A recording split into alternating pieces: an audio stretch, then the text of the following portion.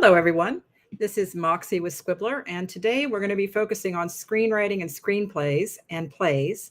And I'll be talking to you about how to structure your screenplay or play, and a little bit about understanding the 3-act and 5-act structures for scripts. So this is a basic introduction to these two structures for scripts. So in this webinar, you're going to learn a brief overview of these time-tested script writing techniques, if you've never heard of them before, the basics of the 3-act and 5-act structures, and when to use which structure, and how AI can help you. So the 3-act and 5-act structures are foundational frameworks in screenwriting and plays. They help to guide the narrative flow, and they help writers craft compelling stories. Squibbler has the 5-act structure already embedded in its templates in AI for screenwriting, if you're using the screenwriting templates. The 3-act structure, it doesn't just apply to screenplays. It's the way that storytellers have been telling stories since the dawn of storytelling. It means, in the most basic respect, a beginning, a middle, and an end. Both structures are essential for pacing, character development, and coherency of narrative. Mastery of these techniques is crucial for engaging your audiences for your script. About the 3-act structure, there's a brief history for this for you. It won't be too long. While some studies credit the development of the 3-act structure to Aristotle, it's fairly clear that the concept of beginning, middle, and ending to a narrative predates Aristotle, and it also translates one single culture. So we can't just say that it was a Greek culture that came up with this.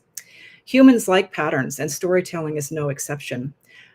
Mythologists and psychologists Carl Jung and Joseph Campbell have pointed out the cross-cultural use of threes in storytelling.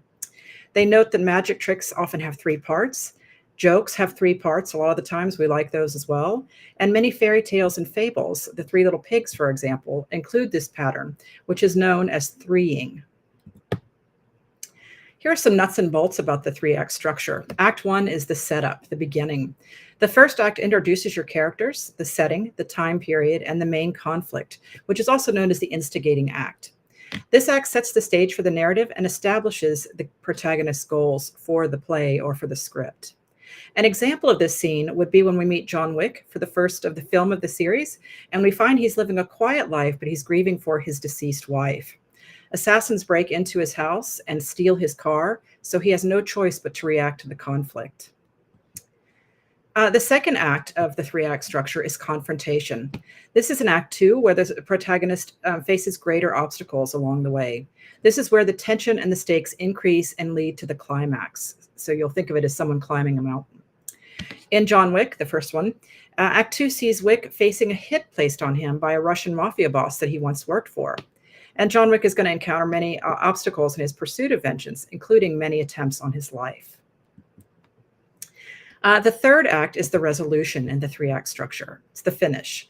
Act 3 is where the narrative threads are resolved. The climax is followed by a resolution that brings the story to a satisfying close. In John Wick, John successfully defeats his archenemy and then adopts a pit bull from a shelter, saving it from euthanization. And this comes full circle from the loss of his puppy at the beginning of the film. So some things to keep in mind if you decide to use the 3-act structure is pacing and timing.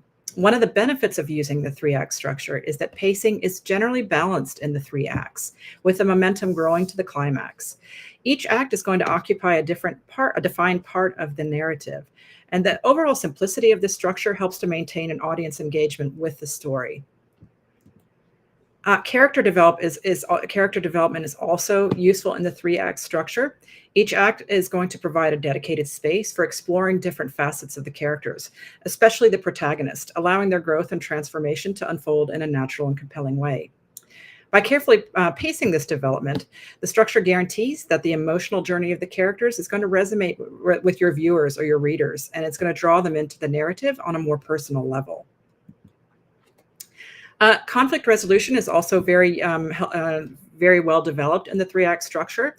The structure's deliberate pacing and progression is going to create a sense of anticipation, and it's going to allow tension to build gradually before reaching a powerful and impactful climax.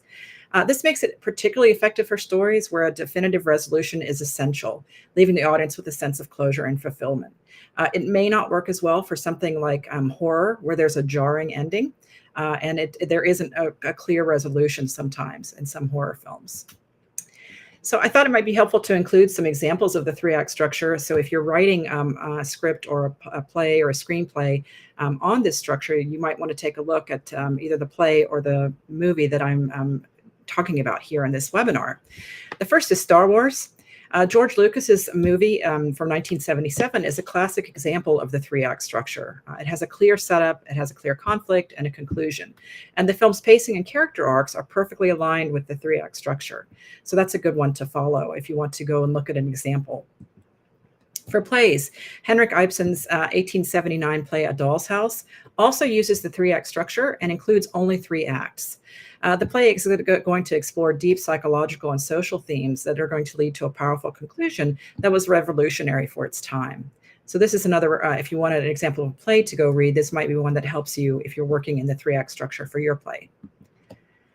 Now we're going to look at the 5-act structure. A brief history of this one.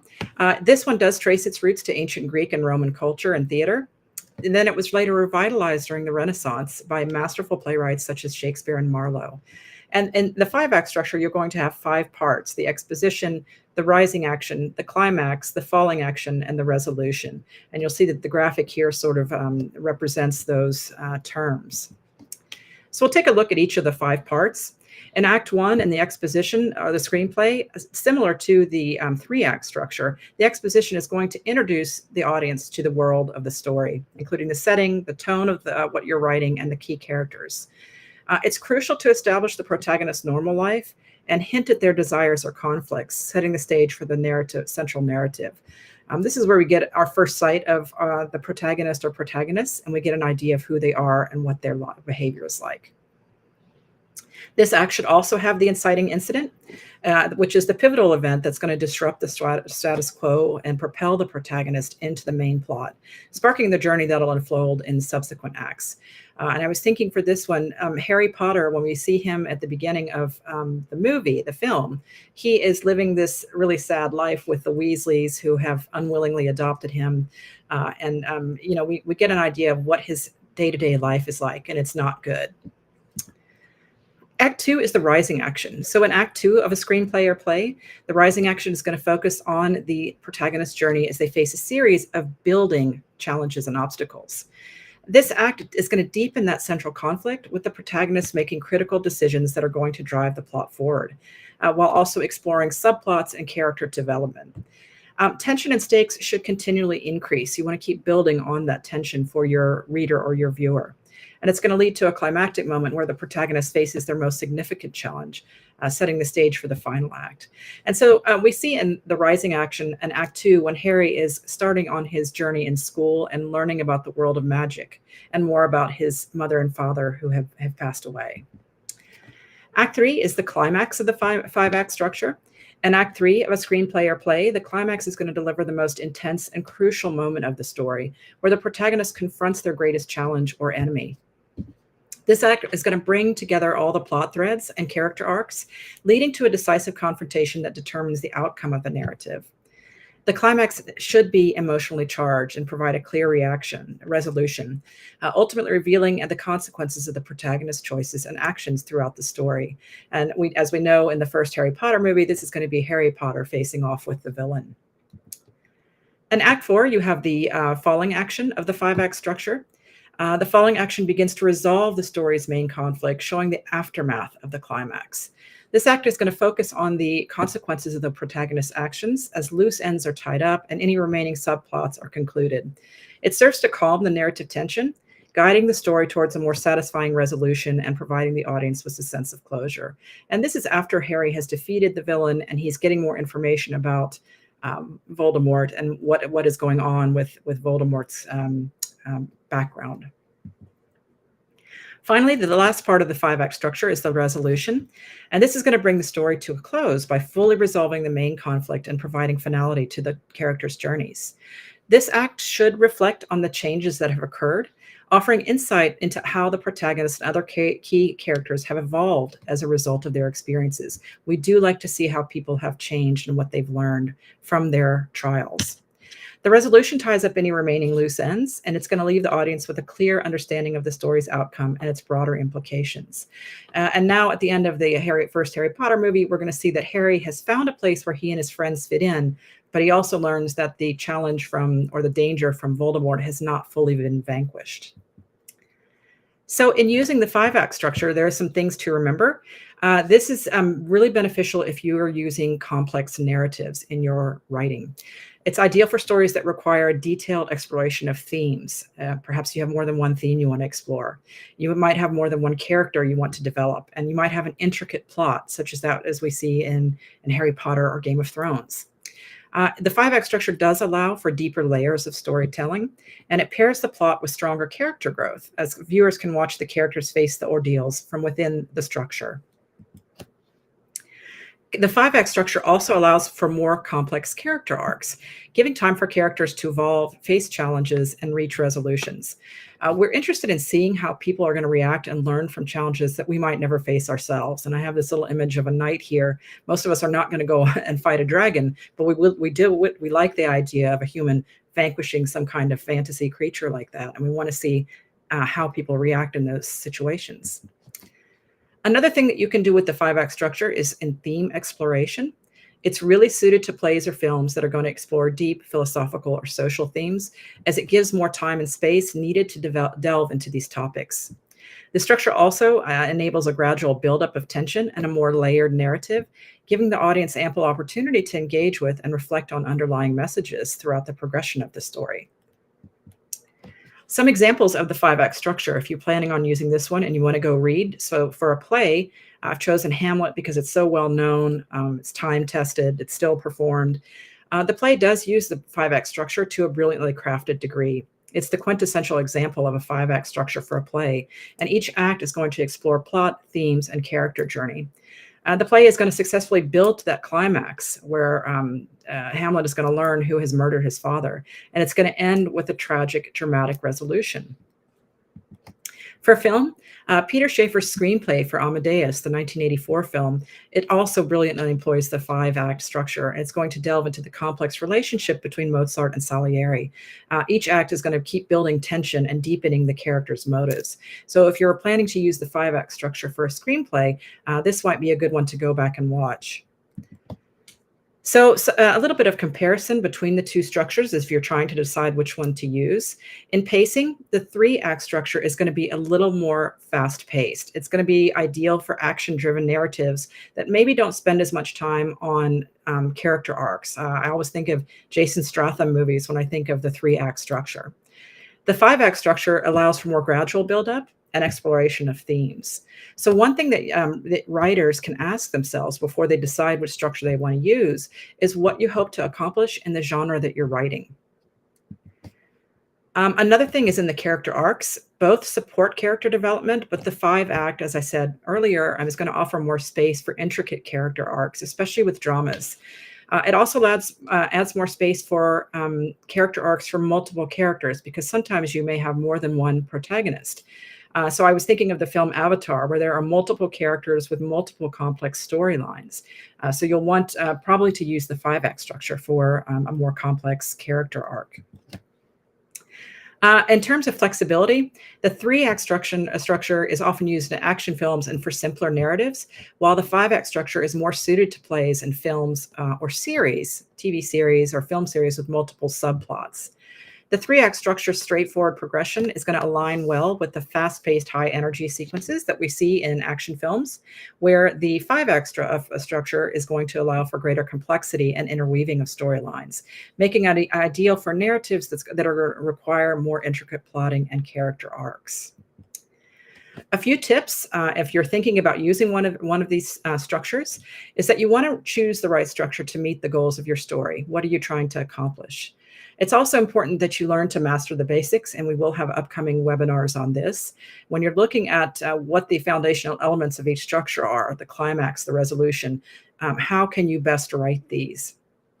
You can also experiment and adapt. You're not trapped into these structures if you're writing a play or a screenplay. Don't be afraid to experiment or adapt elements from one structure to another. Flexibility in structure can actually lead to really innovative scripts. I thought about the films Memento and Irreversible, both from the early 2000s, that throw out the standard story arc and tell the narrative in reverse. So that might be fun to play around with as well. Some ways you can use AI with script structures. You can easily lay out your screenplay or play into the 5 or 3-act structure with Scribbler's AI. There are even pre-made templates for the 5-act structure in Scribbler's template section that offer additional guidance for writing in several genres. In other words, if you choose an action template or a comedy template for a screenplay in Scribbler, you can open it and you'll find some helpful hints in there on how to write each act. Once you're in the editor, of course, you can customize the names of your acts and files and then use the summary function in SmartWriter to add script notes if you'd like to. You can also use the elements to set up your characters, settings, and any important objects for your script. Once you have them set up, you can use the SmartWriter's Generate a Scene function to have the AI create your scenes with the elements and tone of your choosing. And it's just beautiful because it creates the correct formatting for your screenwriting or your play as well. We do have some worksheets that we'll be uploading to Discord with this webinar that will help you master the 3-act and 5-act structures. These are going to be up in the resources channel on Discord, and I'm going to show you briefly how you can use them. So I minimize the screen and show you here what I have. So for the 3-act structure, you can sort of plot out how you're going to do your introduction, your inciting incident and conflict, and the reaction of your character. You can start looking at the second reaction of your character, the action that they come up with, the consequences of that action, and then in Act 3, the resolution, you can look at the conflict resurfacing and the resolution. And then here on the bottom, it sort of highlights for you what falls within each act and where. That from there, you can take your work to the storyboard and then begin to plot out your main character points and write a summary of each act that then you can put in Scribbler's editor and direct the AI to generate scenes for you. So that's how you will use the 3-act structure. For the 5-act, it's very similar. You are going to lay out your Act 1 here, introduction of characters, setting, make some notes for yourself. You'll talk about the complications and obstacles that begin for the character. This is our rising action, as you can see. In Act 3, you'll look at the turning point, the climax. This is the high point of the play or script. And then the complications begin to resolve in Act 4, and tension decreases in the falling action. And then, of course, we have the complications begin to resolve, tension decreasing, in Act 5, the resolution. The thing that is important to remember, though, when you're organizing your plot, you'll see I have organizer 1 plot here. It's not just the plot that's moving in this direction with your 5-act structure. It's also your character. So you're going to want to plot what happens and then how your character is going to respond. So for this part of the worksheet, you're going to ask questions about who your character is in Act 1. What are they like? How does your character respond to the obstacle in Act 2? How does your character act during the crisis or climax in Act 3? What is your character learning from the problem? And how has your character changed by the end? We do want to see what people have learned. And then again, as with the 3-act worksheet, you can lay out a storyboard for yourself, write a summary of each act, and then add it to the summary section of Scribbler and create your work from there. So that is how you will work on the worksheets here. And then if you need any help or questions, you're always welcome to talk to us on Discord.